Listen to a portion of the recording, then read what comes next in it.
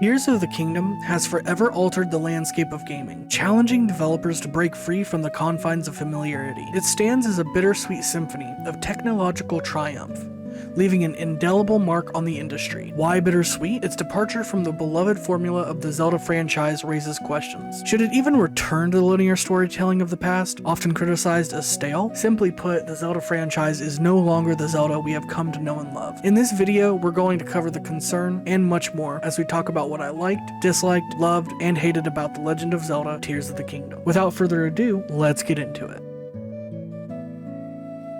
Since Tears of the Kingdom was released, it feels like you can't take a step without hearing someone's opinions about it. Shorts feeds are littered with ultra hand builds, and white dudes performing video essays are already commonplace. People who have played Breath of the Wild for the last better part of a decade are tearing the game apart. Glitch hunters are creaming in their pants, and every person who has an inkling of experience with developing games is downright impressed. What do I think? I'm conflicted. I'm conflicted about the series of Zelda as a whole. I'm torn over the direction the series is heading. I'm impressed and grateful for the experience that Tears of the Kingdom has delivered, but it's bittersweet to me. As long as I can remember, Nintendo and Zelda have been a major part of my life. While most people's memories begin with Ocarina of Time or Majora's Mask, mine starts with a much more humble beginnings, A Link to the Past. This 2D Zelda game on the famously well-known Super Nintendo was basically my introduction to gaming as we know it. Even now, I can clearly remember my awe and excitement, entering the dungeons of Hyrule Castle to rescue the princess before setting out on an epic quest to save her from the evil priest Aghanim, and to save Hyrule from the dark thief Ganon. My journey spans several years and game systems, starting out on the Super Nintendo and then carrying over to the Game Boy, the GameCube, the Wii, and the Switch. I fought Zant in the Twilight, Ganon on the Seas. I woke up from a dream and even commanded the Sheikah devices to battle Calamity Ganon. There's only roughly 4 to 5 adventures I've not taken part in. That being some of the DS stuff, the Nintendo 64 ones, and the Oracles. Obviously, my Zelda resume is pretty impressive at this point in time, and that only makes me more sad considering what I'm about to say in this video.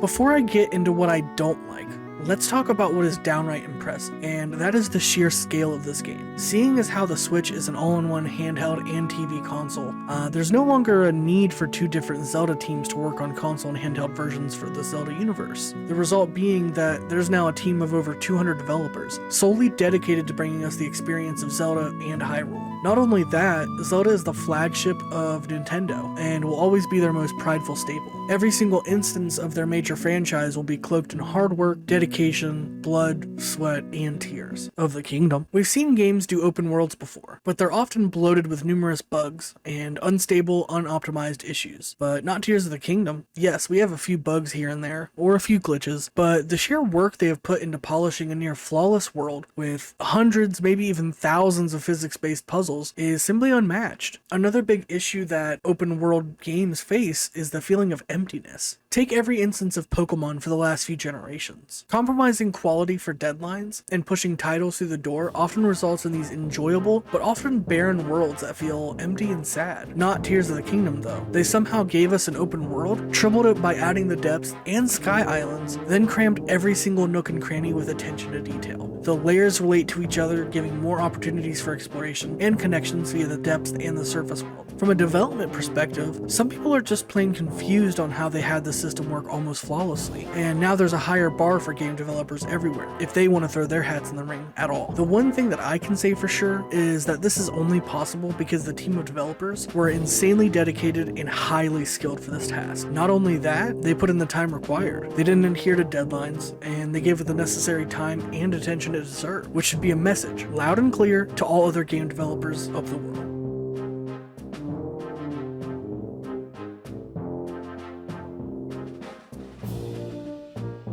Breath of the Wild, and in turn, Tears of the Kingdom, have deviated from the linear storytelling Zelda formula that they have been known for years. Games like A Link to the Past always felt open, but had many requirements to access different areas, so always had a very linear structure to how the game was built, but it's not like that anymore. Nothing before Breath of the Wild even came close to how open those games were. As long as you knew how to play the game and you knew what the core mechanics were, you could go anywhere. It was a fresh take on the games you knew and loved, and your shackles were removed to enjoy the map to the fullest. Tears of the Kingdom takes it one step further and gives you hundreds of more options and is freedom at its finest. I might be alone in saying this, but while I appreciate the creative choice of having a world without restrictions and no closed borders, I do sometimes prefer the linear structure of some of the past games. I love that slow development into badass instead of being given all your tools in the beginning and just fending for yourself from the start. Another thing that has suffered as a result of the freedom that is being given to players is the story. The lore has always been one of Zelda's selling points, even if it's not regularly updated. There's always been the protagonist Link, and there's always been some force of evil,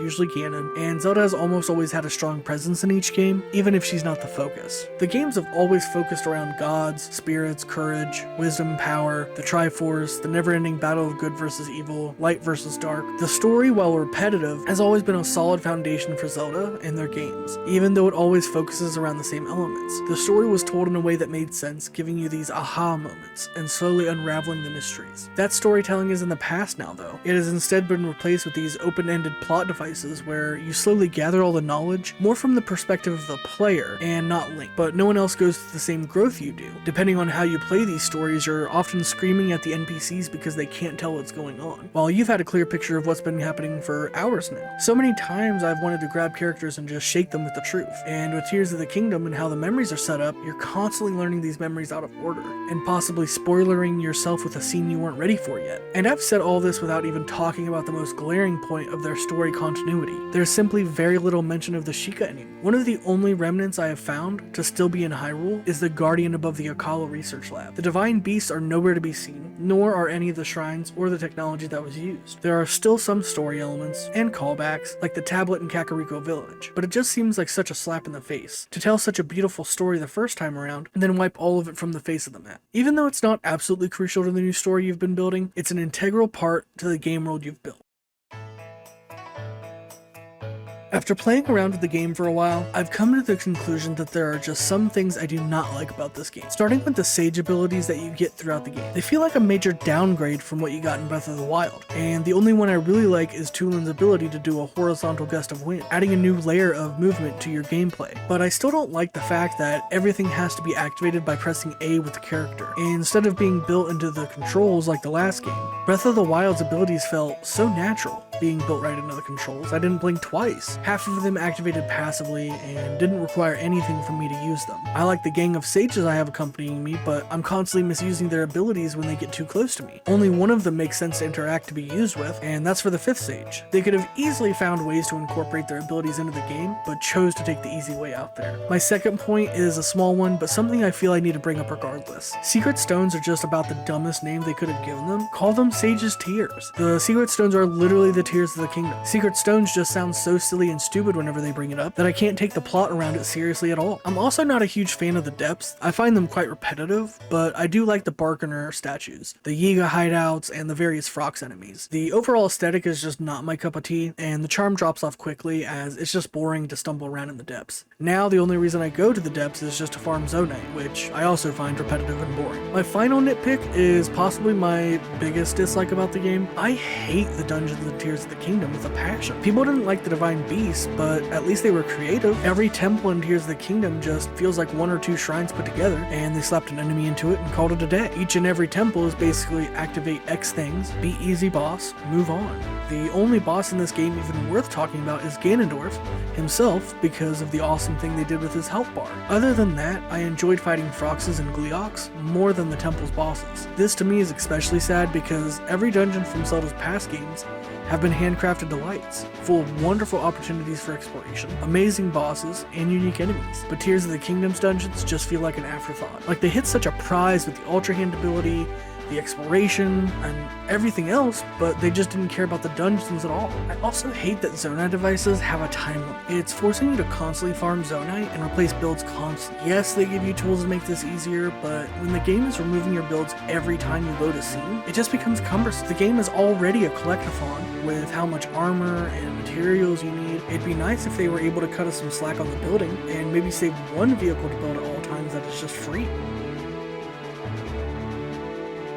Now that I've made every Zelda fan in the world hate me, let's talk about what I think the game did well. For one, the continuity with the towns is immaculate. It feels so nice to see the development of these small communities into bustling towns and villages that have grown and also remember you. They also have their own perfect side quests meant to breathe life into the world around you, and it just does such a good job at this. Another fantastic obvious thing that I love about this game is that the Sky Islands are just so fun to explore.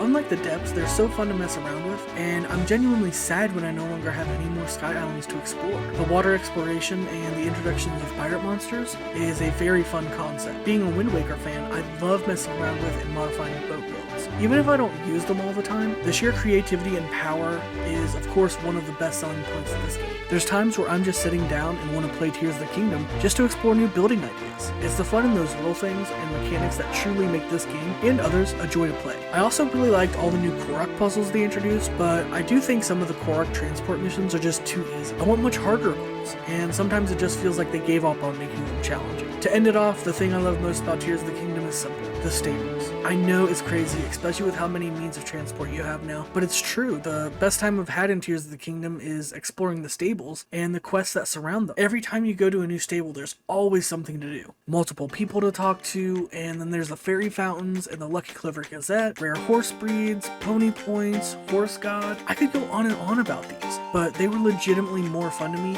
than the main story of the game. I may not ride on horses all the time, but these places made the game so much more lively and fun, I couldn't help getting excited every time I saw a new stable. I truly hope that I was able to resonate with some people today. While this game is immaculate and I call developers to up their game, it's bittersweet because it feels like Zelda games I grew up with are coming to an end. The score is dying down, and I know that after this accomplishment, Nintendo will not look back. I don't even know how they would beat Tears of the Kingdom at this point. I'm excited and sad at the same time for the future of Zelda. A part of me wants to keep the freedom, but another part of me wants to play a game like Wind Waker or A Link to the Past again. With that being said, I hope you enjoyed my review. If you liked the video, be sure to like and subscribe. Leave a comment letting me know what you thought about Tears of the Kingdom. I'm sure there's a lot I haven't talked about, and if you want to continue the discussion, make sure to join my Discord below. Have a wonderful day, everyone.